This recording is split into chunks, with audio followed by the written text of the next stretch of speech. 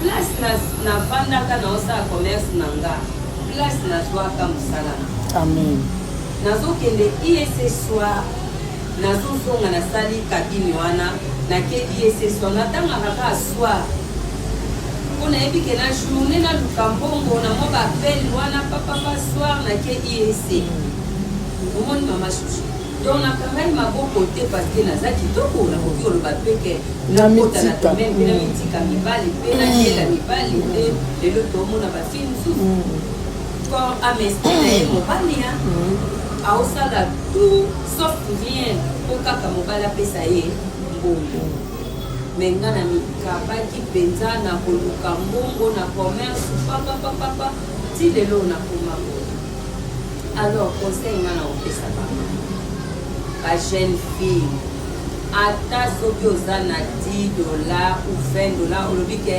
mombongo nini ya $20 ezalaka ata nguba okangikangi ata banguba wana ba 500 ekobotela yo ekoproduire lelo tobandeli koseka lobi bamama bilanga ya bamama maréchal bilanga ya nini me lelo bilanga ekomona mbongo tobandeli nde koyeba te me lelo agriculture eza na mbongo bamama wana basakuya batangisa bana na bango bana na bango mingi babima balicencie na mbongo ka ya bilanga amen donc yango balobaka commerce ya pambapamba ezalaka te commerce ya pamba ezalaka te ba jeune fille botika kote donne nzoto na mibali likolo ya mbongo mpo bapesa valeur batiao na ran na yo fo yo moko mwasi omipesa valeur ya mama en tout cas jamais komona mama chuchu moto auta libanda akoti awa ye komanke o respect non loba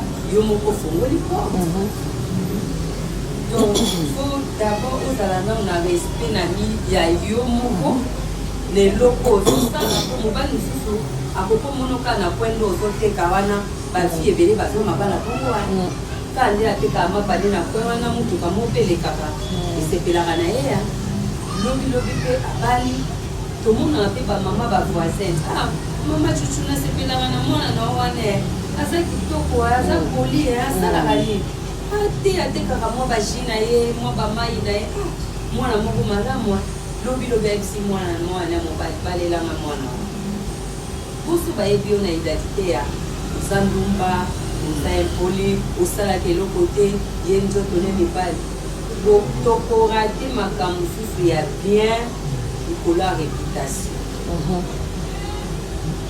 conseil nga na opesa baninga na nga ba jeune fille ba jeune maman en tout cas to créer quelque chose toboyi te balobaka mbongo eza te non okoki ozala mpe na songe liputa noka nde bakabela po 500 obomba 500 wana papapapapa le mpe kookoka 50 000 eloko ya koteka ya 50 000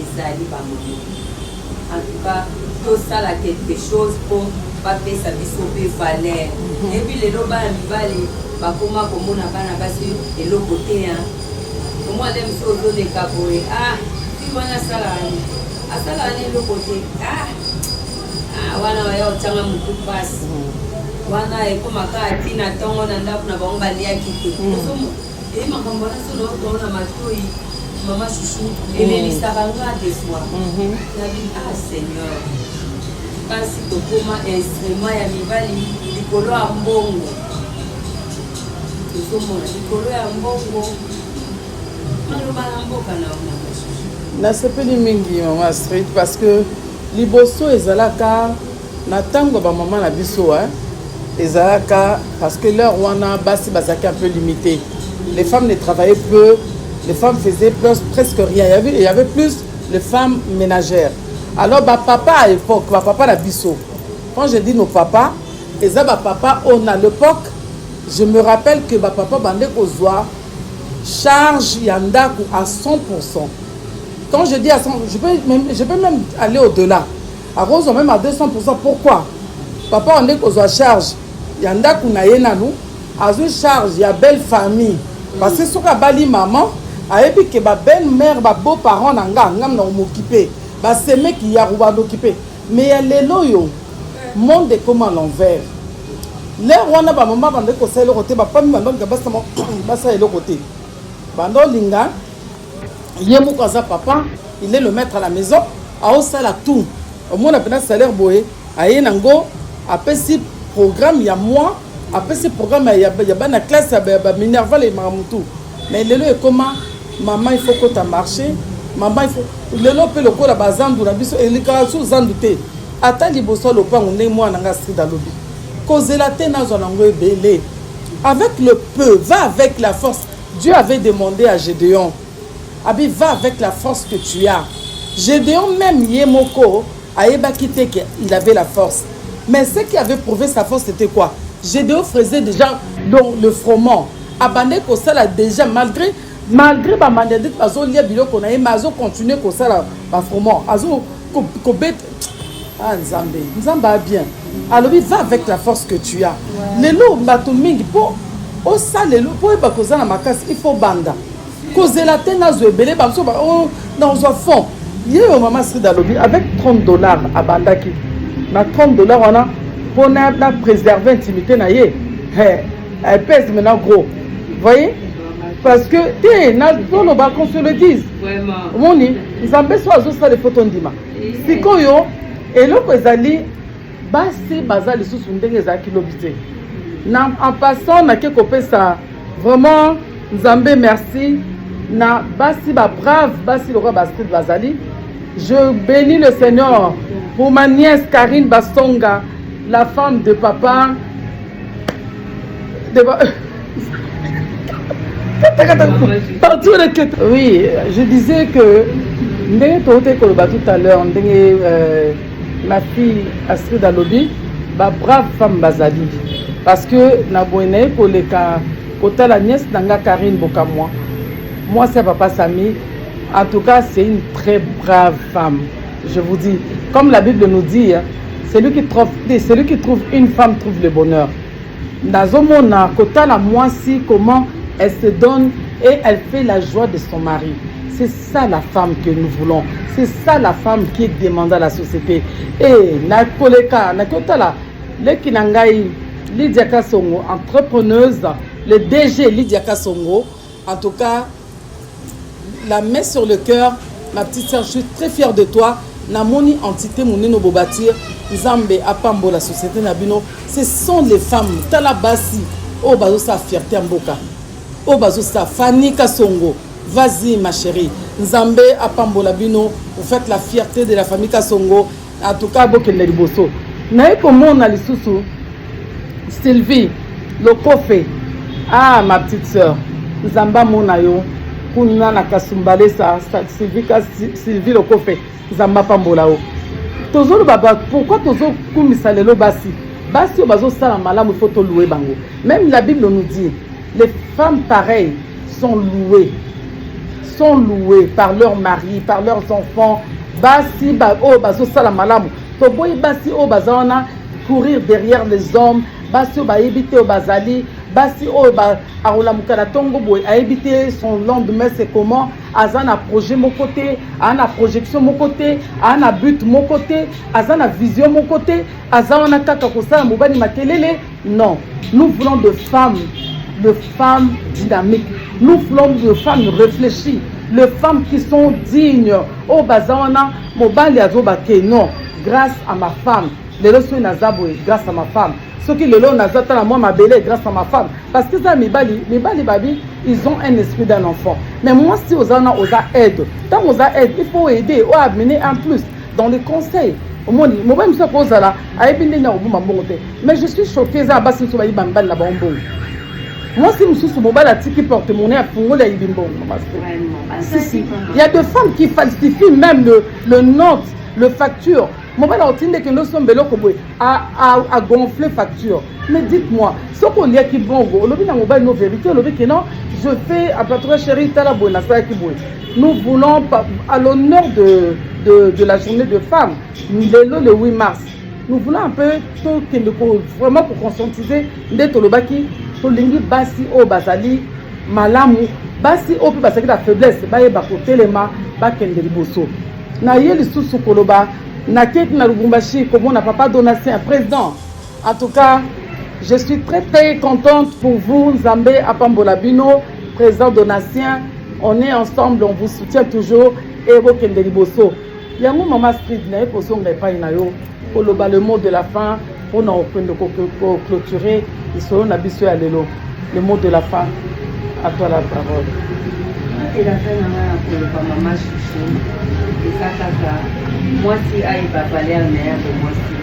Parce que moi si, à ta sacré, moi si toi à ta nanda coûté, au monde nanda pour un état des ordres, Moutapoko tabo ya remarqué kaka wate nanda koyo, moi si à ça. Mais ceux qui moi si à ça, le monde a quand même autre mot que ça. Alors, faut que m'y va valer un avis sur ma maman.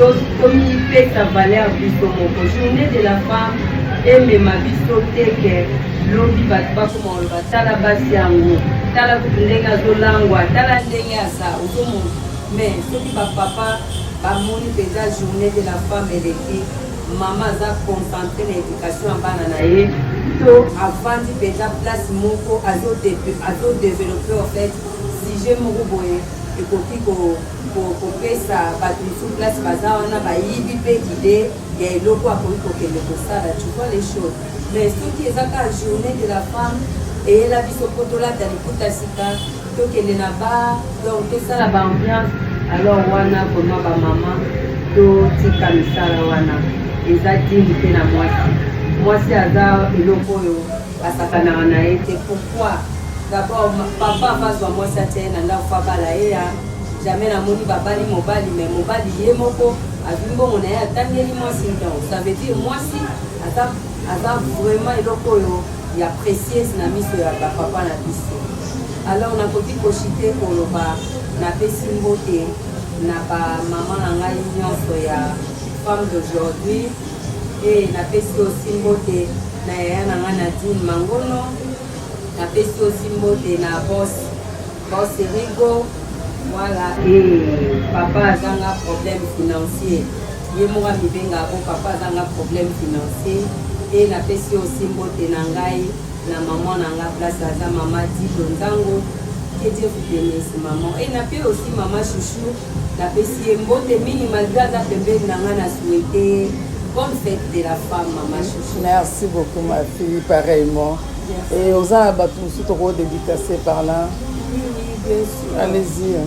Napesi maman nanga pasteur Jeanne Mangono Mbote et napesi maman nanga Agnès Mbote et napesi aussi papa nanga ancien gouverneur de la ville autorité morale na biso napesi papa Gentilin Bila Mbote napesi maman nanga Ritimbo napesi Mbote napesi papa Modeste Mpetimbo président ya ba femme d'aujourd'hui napesi mbote mingi ya ndeko tokende koshute koyebisa bino ke encore une fois bonne fête de la journée de la femme. Moi sino ceci kazali vraiment loboko na motema totombeli bino bolamu mingi na mboka na bino surtout kimia la paix qui surpasse toute intelligence garde vos cœurs en Jésus-Christ. Na ngana loba soki eza na mama moko azomitungisa soki eza na likambo moko eza au-delà, je peux vous dire en dehors de ça, sachez-le bien que le Seigneur est là, Jésus est là, il fait exception à personne. Vous pouvez lui faire confiance, il vous aidera, il vous guérira, il vous aimera, il vous aime déjà davantage. Et nake koloba pour na koshute na redédicacer quelques mamans, na ko dédicacer na nos mamans. Maman Marie-Jeanne Bolokwa, qui est ma mère biologique. Bonne fête à toi maman, Zambé Apambolayo. Grâce à toi, je suis aujourd'hui ce que je suis. Zamba Pambola, maman Odette Kassongo, maman Julie Kassongo, Christelle Kassongo, Joël Kassongo. J'ai les hommes Kassongo. Aujourd'hui, c'est les femmes. Fanny Kassongo, Lydia Kassongo, Gloria Kassongo. Toutes les Kassongo là où vous êtes. Bendele Koyate toujours. En tout cas, bonne fête à maman Pélagie, maman Kassongo, Nzamba Pambola Bino et Nakekoloba. Bonne fête aussi, bonne fête à maman Betty. Maman Betty, soyez vraiment la bienvenue à Paris pour votre séjour. la femme du pasteur Godé, Nzamba Pambolao, vraiment Maman Betty, bon séjour. Et Bandeko Nyonso, Maman Willy, Maman Tidé, bonne fête à vous, Maman Henriette, Maman Mami, Nzamba Pambola Bino, ma soeur Clarisse, Lelo, Irène, Bossola, papa, ya papi Mbala, Nzamba Pambola, yo, bonne fête, Nabiso, mais on partage avec le papa, est-ce que Bozali, papa Valentin, na kisanga ni Nzambe amona yo, en tout cas bonne fête Nabino, papa nanga nyonso Nzambe apambola bino batu boza ko soutenir ba maman et toutes les mamans oh na bosani bolimbisa parce que nous sommes des humains. Vraiment bonne fête à toutes mes filles. Dieu m'a fait grâce d'avoir 2 filles et puis la liste agrandit toujours. Et bonne fête à ma belle fille Kiki Moke Nzambe apambola yo. Zamba Pambola Bino, en tout cas, bonne fête à vous. Est-ce que nous sommes Bozali, à toi Sandrine, Sapou Zamba Pambola yo, Zamba Pambola, Clarisse, Irène, Batunyo Sondé Bozali, Zamba Pambola, Mémé Christine, Zamba Pambola Bino, bonne fête, ma maman Nyonso, Yanga, oh Nyonso, est-ce que Bozali, Zana Kinshasa, partout dans le monde, que le Seigneur vous bénisse, que le Seigneur vous garde. Si le Seigneur ne revient pas, nous allons nous revoir très prochainement. Et maman Srida Osalanga Bolimbisana Sina. Bon, je voulais dire quoi? Maman Limbisanga, sans oublier la Kosanaki, Nalinga qui n'a souhaité qu'à bonne fête à maman Marie-Béa et bonne fête aussi à maman Judith Béa et bonne fête aussi à Tinana, la douce Mavinga. Merci beaucoup. Ok, bonne fête à toi ma grande Jeannette, maman MJK Nzambe à Pambolayo, Mayaya, maman Néné Meta Nzambe à Pambolayo, bonne fête à toi. Bonne fête à toi ma copine Nicole. Nicole toujours, Nzamba Pambolayo, Gali, Brigitte Gali, maman Zozo Nzamba Pambola Bino. Nous vous aimons beaucoup et Nzamba Pambola Bino. Nous vous aimons parce que l'amour est indispensable. L'amour est plus que la mort. Donc, vous obligés. Nous allons bâtir ensemble. En tout cas, si Dieu ne revient pas, si le Seigneur ne revient pas très prochainement, et je vous souhaite une très très bonne soirée. Et surtout, si vous n'êtes pas abonné sur notre chaîne, n'oubliez pas de s'abonner et liker. Surtout, marquez la notification pour que la prochaine fois, vous aurez la notification. Si vous appuyez sur la cloche, comme ça, vous aurez la notification. Et que sur ce, je bénis mon fils Fenek Mokonzi. Il est derrière la caméra. Et surtout les zéros dans l'ombre. Que le Seigneur vous bénisse. Il se connaîtra. Bisous. Bye bye.